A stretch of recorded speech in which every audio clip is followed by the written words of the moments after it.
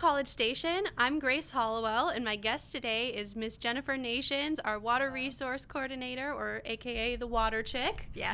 How's it going? It's going great. Yes, we have some fun water things to talk about today, starting with Drinking Water Week. Right.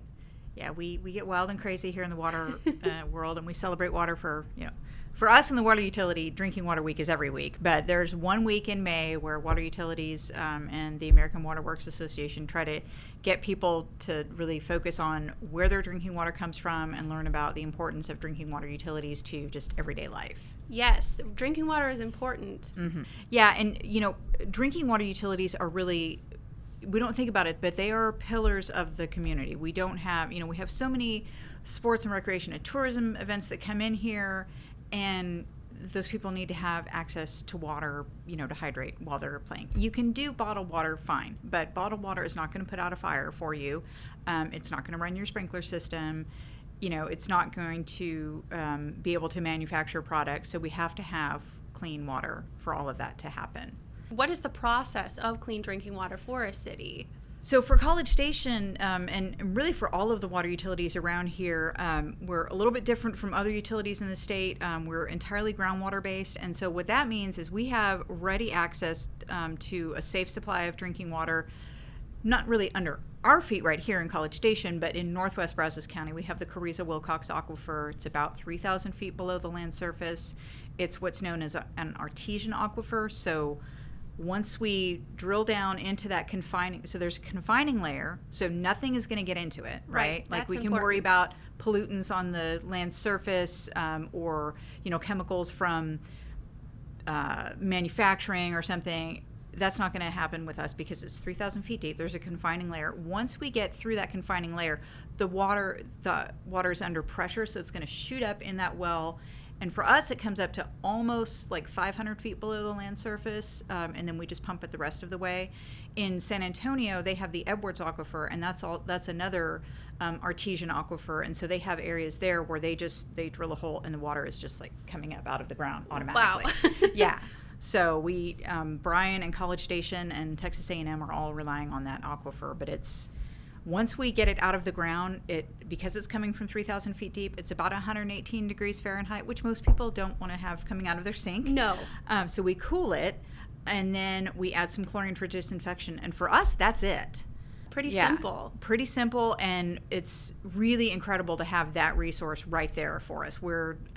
Most people don't think about their drinking water, period, but I think most people also here don't understand how blessed we are with that resource. Right. You just turn your sink on, fill your cup up, and that's it. You don't think. And we just recently had the Rock Prairie Water Tower. Right. That dedicated. Yes. So that was a very exciting event to see where Yeah. I don't know if I'm alone in this, but I didn't realize that you could go into a water tower. I thought it was just filled with water, so I learned something new that day. That's good. I'm glad that people learned that. Yeah, we even had people on city staff who commented that they knew that there was the bowl on the top, yes, but it didn't really register with them that you can just walk in and that water tower is just, the water is just there on that bowl.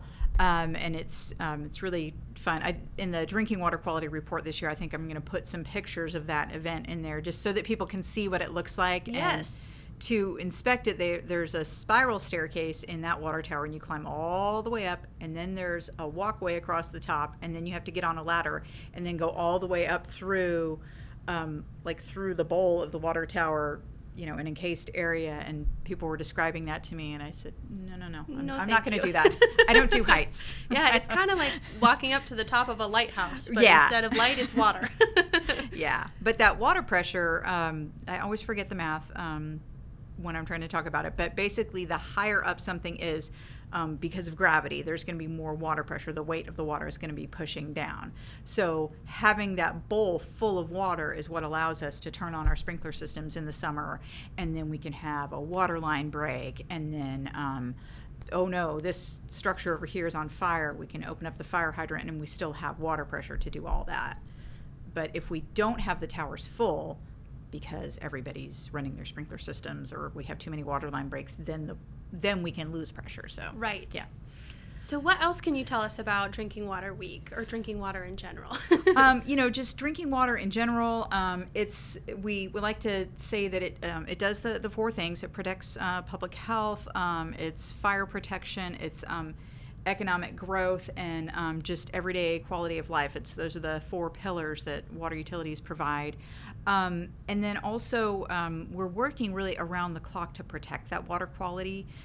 Again, because it's groundwater coming from a protected source, we're not going to have a whole lot of stuff in it, but we're regularly doing testing for about 225 different possible contaminants that are regulated, and then every few years there's something called the Unregulated Contaminant Monitoring Rule, the UCMR, and the Environmental Protection Agency will have us work with a sampling provider, and they'll have us go out and test for things that we don't know if they're in the water or not. There's no drinking water standards for them yet, but they use that to develop further drinking water standards. So, and it's always funny because our water is so protected, but we'll still test for things like flame retardants or pesticides, or I would really hope that there wouldn't be flame retardants in our water, right. But if there was something like that, it would be important for us to find out where it was coming from and develop ways to test for it and then find ways to remove it. Yes, always room for improvement. Right. Yes. And another thing, going back to the sprinkler systems, that's another important aspect of water and what you guys do. You can do free checkups for people with irrigation systems. And why is that important to check your system regularly? Right. Even if you think you have a good handle on your system, sprinkler components are made up of plastic parts. Like I had to replace 3 different sprinkler heads in my yard last year, mainly because there was this little plastic piece that connected the sprinkler head, and then the plastic piece, and then the plastic pipe in the ground. So it's in the ground, it's in our soil, it's getting corroded. The sprinkler is coming on, opening up and closing. It's little plastic parts that are getting run over by the lawnmower. They're exposed to the sun. They can crack and dry out, so they don't last forever. So you want to turn it on, especially in the summertime when you're running it often. At least once a month, like not just when you're running it, but like you go out and look at it and then make sure that you don't have a cracked head or something that is accidentally spraying the street, or something that's just sometimes sprinklers will come up and no water comes out because the sprinkler is clogged. So you got to unscrew it and unclog it. But if you have a larger irrigation system on, let's say, like a really complicated system with 10 zones or something, that might use 8,000 gallons every time it comes on. Right. Every time. And to put that into perspective, a single, like my family of 5, when we're not irrigating, we don't use that much water in a month. Right. So, and sometimes if you're running it often or too often, then pretty soon you have like the equivalent of 6 months worth of non-irrigation usage, and you use that in 1 month, or 3 swimming pools worth of usage in one. It would be like draining and filling your swimming pool 3 times in a month. Yeah, that's another thing you don't really think about when you turn your system on. The water dissipates into the ground. You don't see how much you're actually using. Right. Yeah, and if it's running off, or you may not know where it's coming from, because it's running off of your yard and then your neighbor's runoff mixes in with it. We had several days, weeks really, last year of using 25 million gallons of water a day. And we've never hit that for that long before. And part of it was because, this is a great place to live. More people are moving here every day. But also part of it was we had such a hot, dry summer last year, and people were running their sprinkler systems too often. Yes. So there are certain times you shouldn't run your system, correct? Exactly. The way I like to get people to remember it is sprinklers NICS 10 to 6. So between 10 a.m. and 6 p.m., we don't want any sprinkler irrigation unless you're testing it or repairing it or something. But we don't want you to, have your sprinklers come on at noon. Right. And the reason for that is it'll be windier at that time, and then the evaporation is higher. So you're just, most of that water is not getting on your landscape. Right. It's going back into the air.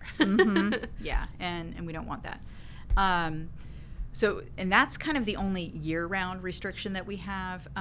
The other thing that we encourage is water just 2 days per week. Really, right now, we only need to water maybe 1 day a week. And then when we have rain, just keep your sprinkler off. But in the summer, you really can get by, for all but the most extreme dry weeks with just 2 days per week. A lot of people will water like Monday, Wednesday, Friday, whether it needs it or not, or they'll water Tuesday, Thursday. Sometimes I see Tuesday, Thursday, Saturday, Sunday, 4 days a week, and that's really too often. Yes. So another thing, I talked about us testing the water constantly, but if you see a leak in the street, or if you see water bubbling up to the surface. Last summer we had a very significant leak in front of the Chick-fil-A on Fitch. I remember that. Yeah, it was, it's right there on the highway. I encourage people to call our dispatch number. Look up the utility dispatch number and call that. You can put your request in 24 hours a day, 7 days a week. That's really the best way to report something versus, emailing a council member or calling my office number. Yes. Sometimes I come in on Monday and somebody has left me a frantic message over the weekend. Oh, this water line is leaking. So we can send somebody out right away. You could also message us on Facebook or Twitter, and we can send you the number that way. Great. Yes, it's that's probably the fastest way. If you don't call the number directly, is to message us, and we will respond and get somebody out there to fix the issues. Good. And if this is something that people are, if people like working with their hands, if they like working outside, or just knowing that they are part of an unseen public health group, band of superheroes, we've got some openings that we would love to get filled. And we've had people who start in on the ground level and they move all the way up. There's licensing available. You really can just if you can show up and are good with tools and can handle some manual labor, we'll train you for everything. So we'd love to have more people join the water family and be water nerds like me. Yes. I do want to mention too your little earrings. Yes, my toilet earrings. Your toilet earrings. Those are great. Thank you. Even though we're talking about Drinking Water Week, all of the water that we put in our house that's drinking water. So the water that we're flushing down the toilet, drinking water. The water that's going down the street, if you're overwatering, that's drinking water. Yes. Fighting fires, that's drinking water. Yes. And if anybody has questions about water or where they can find out more information, where can they go to find that information? Probably the best place is just cstx.gov/water. And then from there, they can learn about our water quality reports. They can learn about irrigation permits. They can learn about bacteriological testing, all kinds of things. Yes. And they could also learn more about water by tuning into your award-winning Waterful Wednesdays show on KAMU. It's on the radio and it's online. Yes. That's I know I've learned a lot listening to you the past few weeks, and yes, award-winning now.